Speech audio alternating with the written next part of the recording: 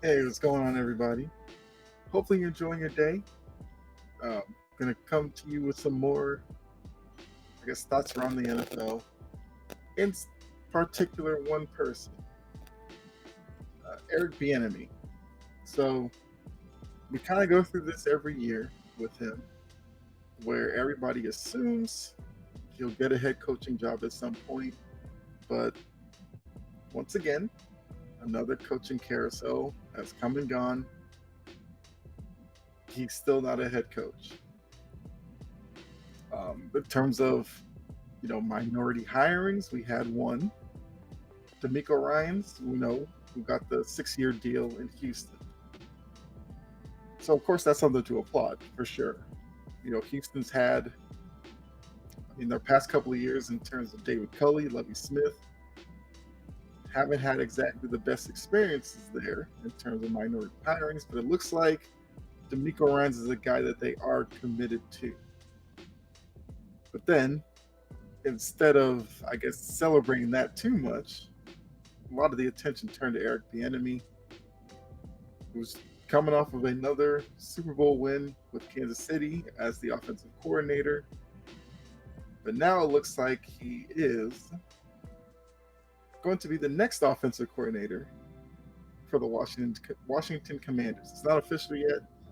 Ian Rappaport said sources indicate that it's mutual interest, working towards it happening, might be official today.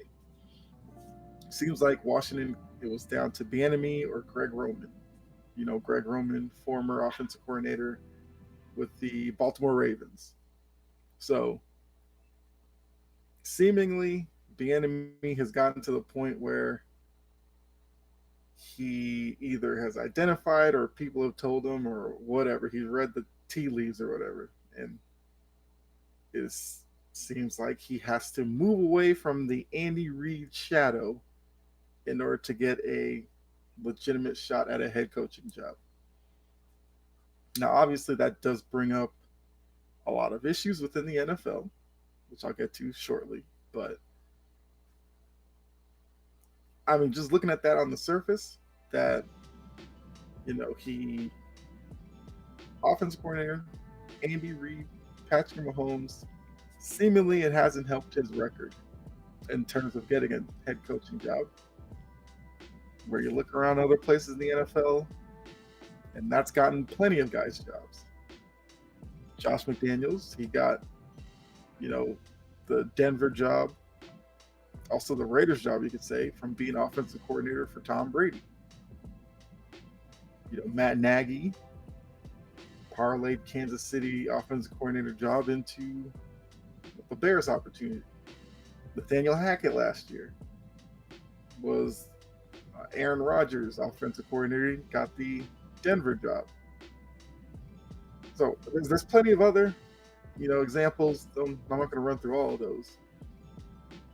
But seemingly when it came to Bieniemy, now also Bieniemy, they say, is a poor interview or something like that. I wouldn't know anything about that. I'm not in those interviews, of course. He obviously interviewed well enough for the Washington Commanders to feel like he could be the offensive coordinator. Maybe that's a situation with Ron Rivera, who I believe is from the Andy Reid coaching tree. I believe. Although I don't even know how long Rivera is going to be in Washington.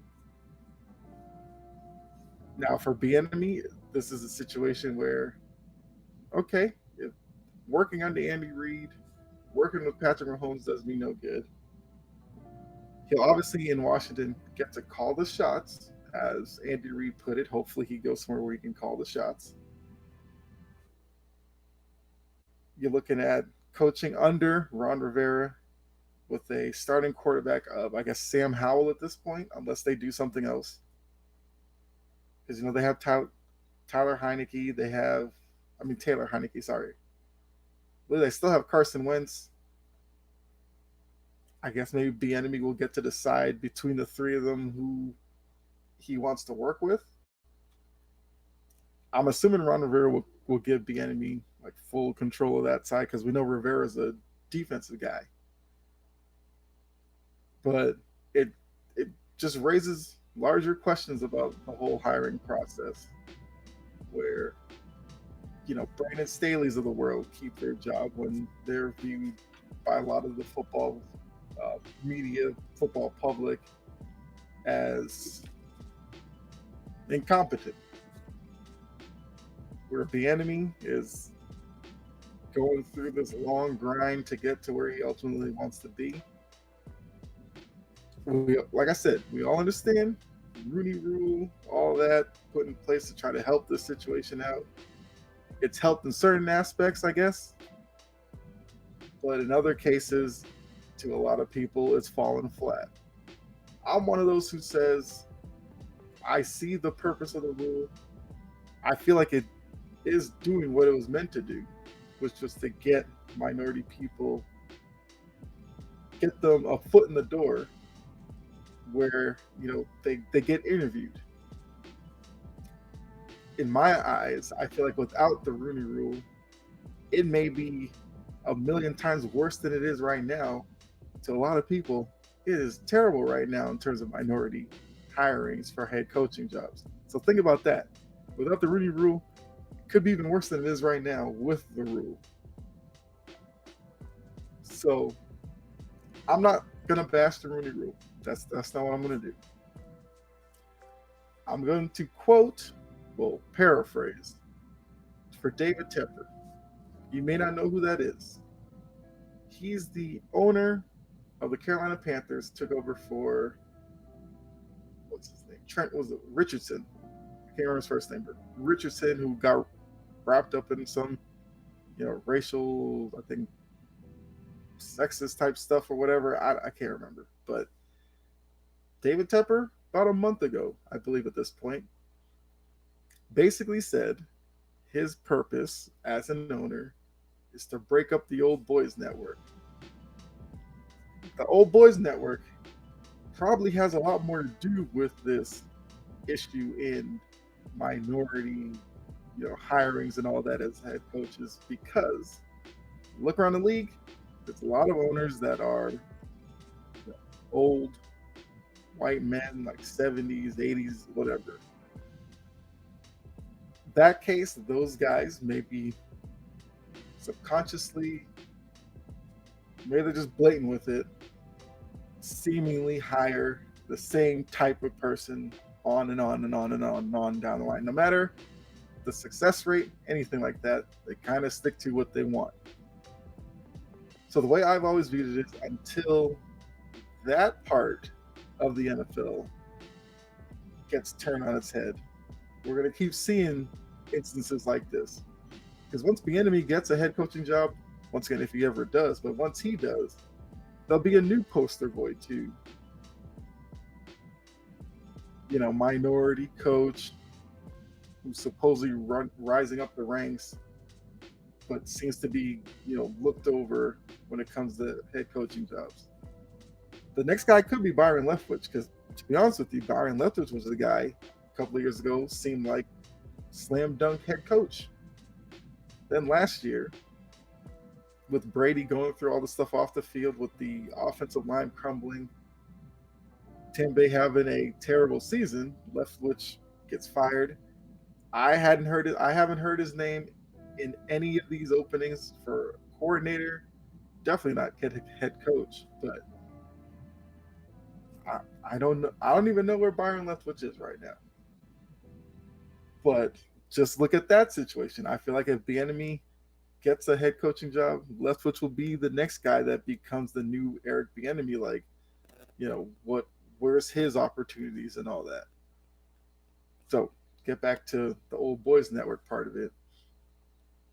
So David Tepper says he wants to break that up, and people were looking at him and like, well, he hired Frank Reich when Steve Wilkes was the interim coach there, did well with Carolina down the stretch. So why didn't he hire Wilkes? Now, for me, I think Frank Reich is probably a better coach than Steve Wilkes. So I'm not even mad about that decision there. You could look at Frank Reich and how he was done in Indy and say Frank Reich was kind of done dirty. He was pushed out so Jim Irsay could bring in his buddy Jeff Saturday. off of ESPN, mind you. While there were other interim coaches there, he could have picked Reggie Wayne amongst most the names that were there. Then Saturday was part of the process for the new coach before they, went with Shane Steichen. But I believe Saturday got a second interview and all that. So obviously, Irsay is one of those owners that's on the incompetent side to me. But anyway, so Tepper's approach to it is what I feel like is the actual answer to all of this. Tepper within his front office staff has diversified it with, I think it's like black men, he has black women within the front office. I think that's the approach that's needed around the NFL. Because if you diversify the front offices, that gives you different perspectives in these head coaching searches, where maybe minority people get fairer shots than their white counterparts. And once again, I'm not saying when a white coach gets a head coaching job, it wasn't deserved. I'm not saying that. Because if you look at Shane Steichen, who I just said, who got the coach job, I mean, you look at the Eagles offense, how well they were this year, you can understand that. But even looking at the Eagles staff, Jonathan Gannon got a head coaching job, the one in Arizona. Now, to me, it kind of seems like the Arizona job was kind of that job that nobody really wanted, I feel like. Because remember, Brian Flores' interview for it seemed like he was the favorite to get it, but he declined the second interview because he took the Minnesota defensive coordinator job. Which, once again, I respect that.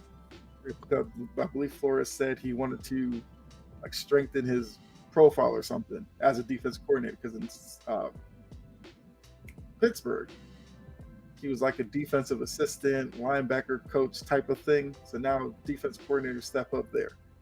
So he's probably in track to get a head coaching job next couple of years, which he definitely deserves after what Miami did to him. So Gannon gets the Arizona job, which, mind you, that Philly defense got exposed a little by the Chiefs offense, which was run in part by Eric Bieniemy. So you would think Bieniemy would have came out of that Super Bowl looking as a better hire than Jonathan Gannon. But once again, I don't know, maybe Bieniemy didn't want the Arizona job. I'm not, once again, not going to condemn Arizona for that. So if Bieniemy's looking at this as a situation where if I go to Washington, I turn around an offense that was probably bottom third in the league last year, get them top 15, hovering around top 10, is it safe to assume he gets a job in 2024? I'm not going to assume anything. But that's probably the way Bieniemy's looking at it. When coaches get fired next year, there will be some, Bieniemy's name's going to come up again. And I would be interested to see how that goes if Bieniemy goes to Washington. It becomes a success over there. Now, for all we know, Ron Rivera could be on his way out in Washington. Snyder, I'm assuming, is going to sell the team at some point. I don't know. I haven't kept up with that situation. Maybe Bieniemy will be the next in line in Washington. I don't know. But I will definitely be keeping my eye on this situation to see how he does in Washington, number one. Then fast forward to this point next year. Is he a head coach? If Washington has a great offensive season, of course. A lot of players have spoken out in Bieniemy's behalf. I feel like a lot of fans are paying attention to Eric Bieniemy. So there will be a lot of eyes on Washington games. I can probably guarantee that, to see how it's going there.